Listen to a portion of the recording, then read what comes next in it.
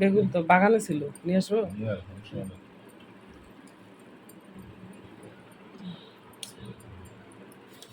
মাছ ভাজা সাথে ভাত, মানে পান্তা ভাত, কোনো অপশন নাই, পান্তাই খাওয়া লাগবে। বাচ্চারা পরোটা খাইয়ে নিছে তো, আর এই ভাত আমরা হাজব্যান্ড ওয়াইফ খেয়ে নিব, নইলে ভাতগুলো নষ্ট হবে। নামাজ কোরআন পড়ে লেগে গিয়েছি মেয়ের রুমটা গুছাতে। গতকালও গুছিয়েছিলাম, আজকেও সকাল থেকে কাজ করতেছি। গতকালকে তো একদম পরিষ্কার করেছিলাম, আর বাকিটা আজকে শেষ করলাম। তো যাই হোক, মাঝখান দিয়ে অনেকটা সময় চলে গিয়েছে, তো সেই জন্য আমরা পান্তা ভাত খেয়েছি আমি আর আমার হাজব্যান্ড। আর বাচ্চাদের জন্য এখন নিয়ে আসলাম পরোটা দোকান থেকে। দুপুরে রান্না করতেছি, তার মধ্যে বেলে মাছ নিয়ে নিয়েছি, রান্না অলরেডি আমার শেষ। এবার একটু জিরের গুঁড়ো দিয়ে তারপর নামিয়ে নিব। তো মিষ্টি কুমড়া ছিল অল্প একটু, সেটারও ভাজি বসিয়ে দিলাম। তেমন কিছু দিইনি এখানে, শুকনা মরিচ আর কালো জিরে ফোড়ন দিয়ে বসিয়ে দিয়েছি। আসসালামু আলাইকুম মাই ইউটিউব ফ্যামিলি, কেমন আছেন সবাই? আই হোপ সবাই ভালো আছেন। আলহামদুলিল্লাহ, আমরাও সবাই ভালো আছি। মাই ভিলেজ লাইফ আয়েশা চ্যানেলে সবাইকে স্বাগত। দূরে ও কাছে যে যেখান থেকেই দেখছেন প্রত্যেককে জানাচ্ছি আন্তরিক শুভেচ্ছা, অভিনন্দন।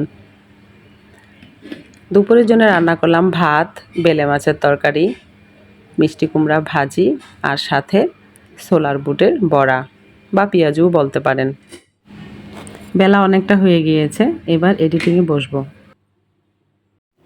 ঘূর্ণিঝড় রিমালের তাণ্ডব নৃত্য কিছুটা আমার ছাদেও ছিল, সুযোগ পাইনি গুছানোর জন্যে। আর তাছাড়া সবথেকে বড় প্রবলেম ছিল আমার যে তোষকটা দেখতে পাচ্ছেন আর জাজিমটা সম্পূর্ণরূপে একদম ভিজে গিয়েছিল। যেই চৌকিটা ছিল সেটাও ভিজে গিয়েছিল, আর এই চৌকিটা তো অনেক আগের ছিল, বাচ্চারা লাফিয়ে ভেঙে ফেলেছিল, তাই এখানে রেখে দিয়েছিলাম। তো সেটাও শুয়ে পড়েছিল, আর দেখতেই পারছেন কি কি অবস্থা ঘটেছিল। আরও বিধ্বস্ত অবস্থা ছিল। যে কার্পেটগুলো ছিল সেগুলো শুকাইতে হয়েছে রোদে, ওই ছাদে মেলে। আজ বুধবার, জুনের 12 তারিখ। ঘড়িতে এখন বাজে প্রায় 6টার মতো মনে হয়। নামাজ পড়ে কোরআন পড়ে অন্য কোনো কাজ করিনি, চলে আসছি ছাদের ওপরে।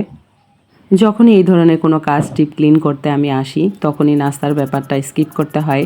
যেহেতু ব্রেড আর কলা আছে, তো সেজন্য ভাবছি সকালবেলাটা এটাই ওদের দিয়ে দেবো খেতে। আর বাকি আমি ঠান্ডা মাথায় এই কাজগুলো করে নিই। অনেক রৌদ্র ওঠে, মাথা গরম হয়ে থাকে, আর ঘামের কথা কি বলবো। তো সেজন্য ভোরেই কাজ করছি। দেখে মনে হচ্ছে অনেকটা বেলা, আসলে না, অনেক ভোরেই। ক্যামেরাতে হয়তো ফর্সা আসতেছে, কিন্তু নর্মালি অন্ধকারই ছিল হালকা হালকা। তো যাই হোক, আলহামদুলিল্লাহ সব কিছু ঝেড়ে আমি কার্পেটগুলো বিছিয়ে নিচ্ছি। এক আপুর একটি কমেন্ট আমার খুব পছন্দ হয়েছে, ভালো লেগেছে মোট কথা। তো সেই কমেন্টটা আমি পড়ছি। তোমার সব কথাগুলো মনোযোগ দিয়ে শুনছিলাম, সত্যি অনেক ভালো লাগছিল, যদিও তোমার কণ্ঠটা অনেক মোটা।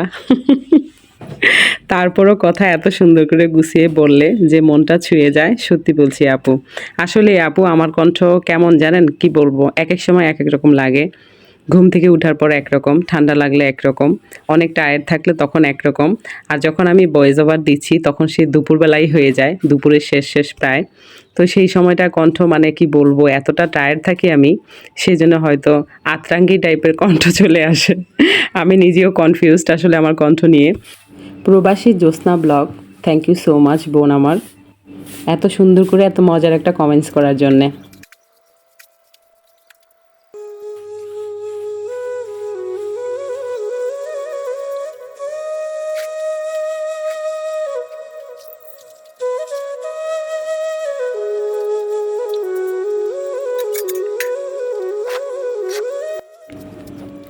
Food corner.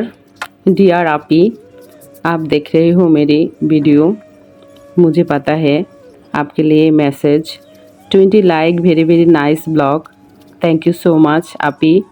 लेकिन नंबर देकर लाइक नहीं दिया करे, क्योंकि इस तरह से कमेंट करने से यूट्यूब चैनल की नुकसान हो जाएगी, मेरे भी और आपके भी। প্রিয় আপুরা, আমিও ফার্স্টে জানতাম না যে এভাবে লাইক দিয়েছি, পুরো ভিডিও শেষ করলাম, আছি এই সেই, এভাবে কমেন্টস আপনারা করবেন না প্লিজ। ভিডিও পারপাস কথা বলবেন, ভিডিওতে ভালো লাগা মন্দ লাগা সেটা প্রকাশ করতে পারেন। আমাকে ভালোবাসছেন, আমিও আপনাদের ভালোবাসি সেটা প্রকাশ করতে পারেন, বন্ধু প্রকাশ করতে পারেন, প্রবলেম নেই। কিন্তু যদি লাইক দিয়েছি এইসব কমেন্ট করেন যে এত নাম্বার লাইক এই সেই, তাহলে এটা নাকি ইউটিউবে ক্ষতি হয়। প্রথমে তো আমি শুনেছি আপুরা বেশ অনেক আপুরা এইসব গল্প করছেন, মানে ভিডিওতে বলছেন, বাট আমি তখন বুঝতে পারিনি কেন আপুরা এইসব বলে।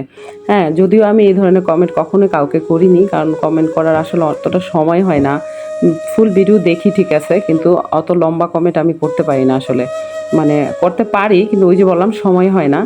শুধু আমি না, সবাই বিজি থাকে, এটাই স্বাভাবিক।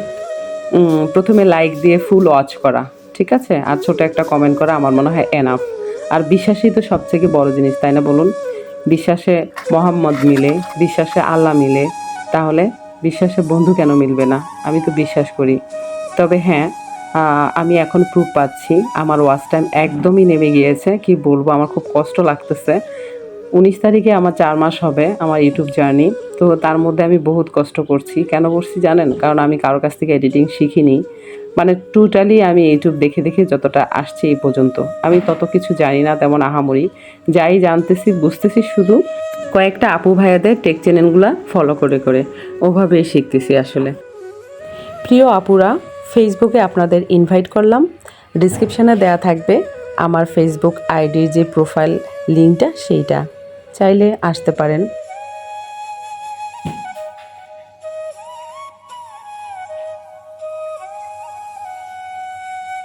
তো আপুরা ভাইয়ারা, আপনাদের অনেক ধন্যবাদ, আপনারা আমার পাশে আছেন। অল্প অল্প করে সাবস্ক্রাইবার বাড়ছে, অল্প অল্প করে, এটাই এনাফ।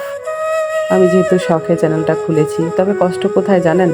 আমার যে রিলেটিভরা আছে তারা যদি সবাই করতো আমাকে সাবস্ক্রাইব, আমার জানা মতো 2-1 জন ছাড়া আর কেউ নেই। 2-1 জন বলতে 2 জন মনে হয়।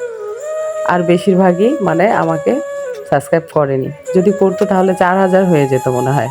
হয়তো বিশ্বাস করবেন না, মানে আমাদের রিলেটিভের ইয়েটা এতটা বড়।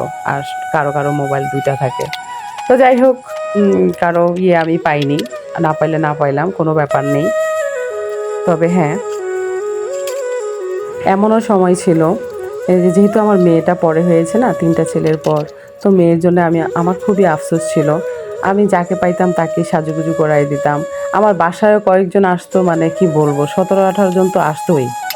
আপু সাজায় দাও, আমার ড্রেসও আমি খুলে দিয়ে দিয়েছি জেনে পর। কত মেয়ের এই স্কার্ফ দিয়ে দিয়েছি, কত মেয়ের লিপস্টিক দিয়ে দিছি, কত মেয়ে ফুচকা খাবে সেটার টাকা দিয়ে দিছি, ইভেন ডেটে যাবে বয়ফ্রেন্ডের সাথে দেখা করবে সেটার টাকা পর্যন্ত দিয়ে দিয়েছি। বিভিন্ন ওকেশন আসলে ড্রেস কিনে দিয়েছি। মানে কি বলবো, এসব তো আর বললে শো আপ করা হবে, কিন্তু ঘটনা সত্য। এসব মেয়েদের এখন হয়তো বিয়ে হয়ে গেছে, বা কারো বেবি হয়েছে, বা দূরে আছে, পড়াশোনা তো এখন মনে হয় করে না কেউ। কিন্তু আশ্চর্য ব্যাপার, একটা জন এসে বলে না যে আপু আমি সেই ব্যক্তি, ঠিক আছে, আমি অমুক, আমি তুমুক, তুমি চ্যানেল খুঁজছো, খুশি হচ্ছি, বাড়িতে ফিরে আছে না, একজনও না। কত সেলফিশ মানুষ আসলে।